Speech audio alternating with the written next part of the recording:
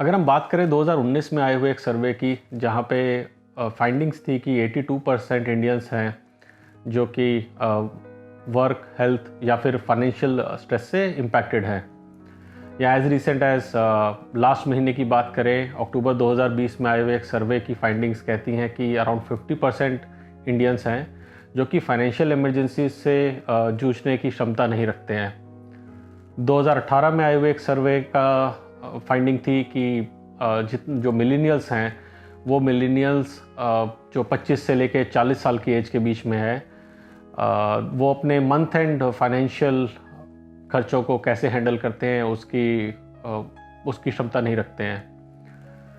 तो अगर हम बात करते हैं अपनी पर्सनल हेल्थ की, तो जब भी हमें सर्दी ज़ुकाम होता है, जब भी हमें थोड़ा सा फीवर लगता है, तो हम फटाफट एक डॉक्टर के पास जाते हैं और उनको अपने सिम्टम्स बता के, जो कि यूजुअली हमारे फैमिली डॉक्टर होते हैं या फैमिली फिजिशियन होते हैं, उनको अपने सिम्टम्स बताएंगे और उनसे ये राय लेने की कोशिश करेंगे या उनसे हम मेडिसिन लेंगे कि हम कैसे इससे जल्दी से जल्दी ठीक हो सकते हैं।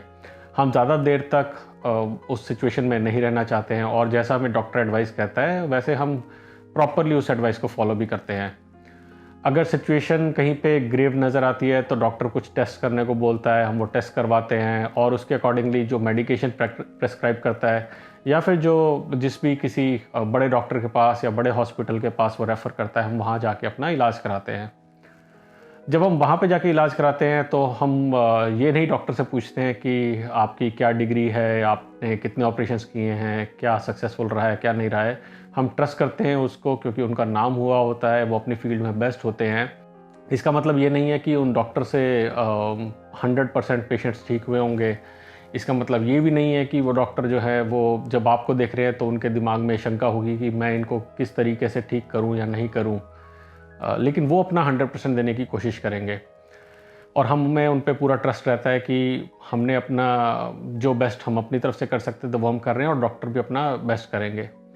लेकिन जब बात आती है फाइनेंशियल स्ट्रेस की या फाइनेंशियल गाइडेंस की, तो हम ना किसी रेगुलर हेल्थ चेकअप के लिए जाते हैं, ना हम रेगुलरली लाइफ के डिफरेंट एजेस पे, डिफरेंट स्टेजेस पे, जैसे कि एक हेल्थ के केस में डॉक्टर हमें एडवाइस करता है कि आप अपने लाइफस्टाइल में चेंजेस कीजिए, हम उस तरीके के चेंजेस भी नहीं करते हैं। ना हमें काफ़ी बार तो पता ही नहीं होता है कि हमें कुछ चेंज करने भी चाहिए या नहीं करने चाहिए। बात जब भी हम फाइनेंशियल एडवाइस की करते हैं तो मोस्टली हमारे दिमाग में सीएज आते हैं और सीएज के लिए या सीएज के पास हम दो पर्पस से जाते हैं, मेनली दो पर्पस से जाते हैं। पहला पर्पस होता है कि हमें आईटीआर भरनी है, हमें टैक्स रिटर्न भरनी है, हमें जीएसटी रिटर्न भरनी है, हमें बिजनेस रिटर्न भरनी है, और दूसरा होता है कि मैं टैक्स कैसे ज़्यादा से ज़्यादा बचा सकता हूँ। हमारा सारा का सारा फोकस इसी चीज़ पे होता है कि हम टैक्स कैसे बचा सकते हैं। जो भी पैसा हमारे पास आ रहा है वो जाना नहीं चाहिए। हमारा फोकस इस चीज़ में काफ़ी कम रहता है कि पैसे बढ़ा कैसे सकते हैं, क्या और रेवेन्यूज़ हैं। कुछ साल पहले तक क्या होता था कि हम लोग अपनी फैमिलीज़ के साथ रहते थे, जॉइंट फैमिलीज़ में रहते थे। हमारे साथ हमारे दादा, ताया, चाचा सब लोग फैमिली में रहते थे। इन सब से हमें time to time different advices मिलती थी कि मार्केट में क्या चल रहा है, कौन सी चीज़ है जो बढ़िया काम कर रही है, कौन सी इंडस्ट्री है जो बूम हो रही है। हमें डिफरेंट एडवाइसेस हमें घर में ही मिल जाया करती थी। इनके साथ साथ हमारी मम्मी, हमारी चाची, ताई, दादी, इन सब से भी हमें डिफरेंट तरीके की एडवाइसेस मिलती थी।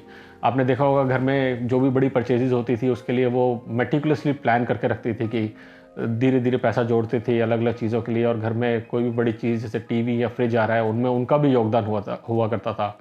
इन सबसे हमने लर्निंग्स ली है अपनी अपनी थ्रू आउट लाइफ में, हमने इनसे लर्निंग्स ली है। लेकिन जैसे जैसे अब टाइम आगे बढ़ता जा रहा है, ये सारी की सारी जॉइंट फैमिलीज़ जो है वो न्यूक्लियर फैमिलीज़ में कन्वर्ट होती जा रही हैं। हम लोग अब सबके साथ नहीं रहते हैं, चाहे सिचुएशन ऐसी है, चाहे हमारी चॉइसेस ऐसी हैं, और उसके कारण हम बाकी दुनिया में क्या चल रहा है उससे थोड़े से डिस्कनेक्टेड रहते हैं। तो जो हमारे सोर्स ऑफ इंफॉर्मेशन है वो काफ़ी रेस्ट्रिक्ट हो जाते हैं। सुबह से निकल के शाम तक लोग काम करते हैं, और जैसे जैसे मिलेनियल्स की बात करें तो कोई आवर्स ऑफ वर्किंग ही नहीं है। सुबह से जॉब स्टार्ट होती है और रात तक चलती है, या फिर रात को जॉब स्टार्ट होती है और सुबह तक चलती है। तो इन केसेस के अंदर जो हमारे सोर्सेज ऑफ इंफॉर्मेशन है वो बहुत ही रेस्ट्रिक्ट हो जाते हैं, जहाँ से हमें ये इन्फॉर्मेशन मिल सके या गाइडेंस मिल सके कि हमें क्या करना चाहिए। जब छोटा बच्चा होता है तो उसे उसके गोल्स काफ़ी क्लियरली डिफाइंड होते हैं कि बेटा तुमने 10th करनी है, उसके बाद तुम्हें 12th करनी है, उसके बाद तुम्हें ग्रेजुएशन करनी है, नहीं तो तुम्हें पापा की हट्टी पे बैठना है, उसके बाद तुम्हें शादी करनी है, बच्चे करने हैं, घर बनाना है, गाड़ी लेनी है। लेकिन उसके बाद क्या करना है, ये लोग कंफ्यूज हो जाते हैं कि अब मुझे आगे ज़िंदगी को कैसे बढ़ाना है, मेरे अगले गोल्स क्या हैं। तो हम उस कन्फ्यूज़न के लिए हमारे पास कोई ट्रस्टेड एडवाइज़र नहीं होता है, या हमारे पास कोई ऐसा पर्टिकुलर सोर्स नहीं पता होता जिससे हम ये एडवाइस ले सके। और जैसे ही हम नाम सुनते हैं फाइनेंशियल एडवाइज़र की, तो हमारे दिमाग में आता है कि इसके साथ जुड़ा है वर्ड एडवाइस। अब एडवाइस को हिंदी में सिंपली बोले तो सलाह कहा जाता है, और सलाह तो इंडिया में मुफ्त की मिलती है। आप राह चलते आदमी से पूछ लेंगे तो वो भी 4 सलाह दे जाएगा। तो मैं किसी से सलाह क्यों लूँ, और वो भी खासकर ऐसे जिसको मैं जानता नहीं। इनफैक्ट आप भी किसी से बोलेंगे तो 4 सलाहें तो मैं ही दे दूँगा, और अगर कोई उसके लिए पैसे देने को बोले तो और ऐसी की तैसी हो जाती है कि भाई मैं किसी से सलाह लूँ और मैं उसके लिए उसको पैसे भी दूँ, तो हम बिल्कुल नहीं करना चाहते हैं। अगर हम कहें कि भाई किसी न्यूज़पेपर को लगा लो, या कोई मैगज़ीन ऐसी लगा लो जहाँ से आपको सब्सक्राइब करके कुछ इन्फॉर्मेशन मिल सके, कोई किताबें ऐसी पढ़ लो, कुछ उनमें इन्वेस्ट कर लो, तो लोगों को काफ़ी प्रॉब्लम रहती है कि भाई मैं इन्वेस्ट क्यों करूँ, ये तो ऑब्वियसली बात है, घर कैसे चलाना है ये तो सबको आता है, ज़िंदगी कैसे चलानी है सबको आता है। मगर जैसा कि ये सर्विस ने शुरू में बताया कि शायद सबको नहीं आता है, तो इसलिए हमें कोई ना कोई ऐसी जगह होनी चाहिए जहाँ से हमें गाइडेंस लेनी चाहिए। हमें कुछ ऐसे ट्रस्टेड एडवाइज़र होने चाहिए। जैसे जब हेल्थ के लिए हमें प्रॉब्लम होती है तो हम डॉक्टर के पास जाके उनसे एडवाइस लेते हैं।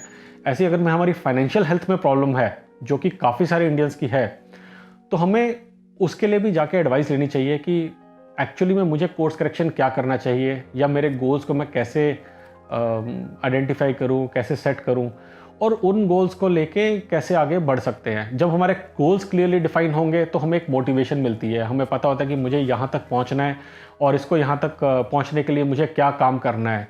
अगर आप किसी गलत राह पे चल रहे होंगे तो आपको एडवाइस भी मिल सकती है, आपको एडवाइस मिलेगी भी कि आपको क्या चेंजेस करने चाहिए। क्या वो एडवाइस 100% लोगों के लिए 100% यूज़फुल होगी? May be not. ज़रूरी नहीं है कि हर एडवाइस से हर कोई उस पाथ पे पहुंच जाए। लेकिन एक डॉक्टर भी जब ऑपरेशन करता है तो 100% केस सक्सेसफुल नहीं होते हैं। इसका मतलब ये नहीं है कि डॉक्टर केस करना छोड़ दे या फिर लोग उसके पास जाना छोड़ दें। कुछ जगह पे कुछ और भी फैक्टर्स काम करते हैं जो हमारे हाथ में नहीं होंगे, लेकिन हमें अपनी तरफ से एक ट्रस्ट फैक्टर बनाने की कोशिश करनी चाहिए। हमें एक तरफ से सोचना चाहिए कि मुझे रियली हो सकता है एक एडवाइस की ज़रूरत हो। बहुत सारे लोग डेट के अंदर फंसे होते हैं, जहां उन्होंने डिफरेंट तरीके के लोन लिए लेकिन उनको बाहर निकलना नहीं समझ आता है। उनको लगता है कि वो बेस्ट कर रहे हैं, मुझे लगता है कि मैं बेस्ट कर रहा हूँ, मगर हो सकता है कि अगर मैं किसी से सलाह लूँ तो मुझे उससे ज़्यादा अच्छा ऑल्टरनेट वे मिले। तो मेरे हिसाब से हमें इस सोच को थोड़ा सा चेंज करना चाहिए। मेरे हिसाब से हमें फाइनेंशियल लिटरेसी को थोड़ा सा इस कंट्री के अंदर ग्रास रूट लेवल पे इनकलकेट करने की ज़रूरत है। हम लोग वो कैसे कर सकते हैं? आई थिंक हमें इसको as a part of curriculum बनाना चाहिए। सबसे पहले तो अपने बच्चों को हमें ये सिखाने की ज़रूरत है कि जल्दी से जल्दी आप फाइनेंशियली लिटरेट हो, क्या पैसे की कीमत होती है, कैसे जल्दी इन्वेस्ट करा के आप जब आपकी एज हो जाएगी, मिड एज हो जाएगी, तब आप उसके बेनिफिट्स रीप कर सकते हैं। पौधा जब बचपन में लगाया जाता है तो फल जाके वो जवानी में या उसके बाद देता है और बुढ़ापे तक वो छाया देता है। इसी तरीके से हमें अपने जो फाइनेंशियल लिटरेसी के सीड्स हैं वो हमें अर्ली इन द एज बोने चाहिए, ताकि हम बाद में उसका फ़ायदा उठा सकें। मेरा किसी फाइनेंशियल एडवाइज़र से या किसी पर्टिकुलर कंपनी से एसोसिएशन नहीं है, ना मैं इस वीडियो के माध्यम से आप लोगों को किसी पर्टिकुलर कंपनी का या पर्सन का एडवाइस भी कर रहा हूँ। जस्ट मेरे कुछ थॉट्स थे जो मुझे लगा कि I should share with wider audience. अगर आपको ये थॉट्स पसंद आते हैं, अगर आप इन थॉट्स को आगे शेयर करते हैं तो मुझे खुशी होगी। आप अपने थॉट्स और अपने सुझाव मुझे कमेंट सेक्शन में बता सकते हैं। अगर वीडियो पसंद आए तो लाइक कीजिए, अगर नहीं पसंद आए तो डिसलाइक कीजिए। बट जस्ट आई थॉट कि हमें इंडिया के अंदर फाइनेंशियल लिटरेसी को ग्रास रूट लेवल पे शुरू करना चाहिए। काफ़ी सारे लोग हैं जो इस मुहिम में शामिल हैं, एंड अगर आप भी कुछ कंट्रीब्यूट कर सकते हैं तो आप भी अपनी तरफ से ज़रूर कीजिए। आज के लिए बस इतना ही। कल फिर आएंगे एक और वीडियो लेके। Thank you and have a great day. अगले वीडियो तक के लिए बचाते रहें, कमाते रहें।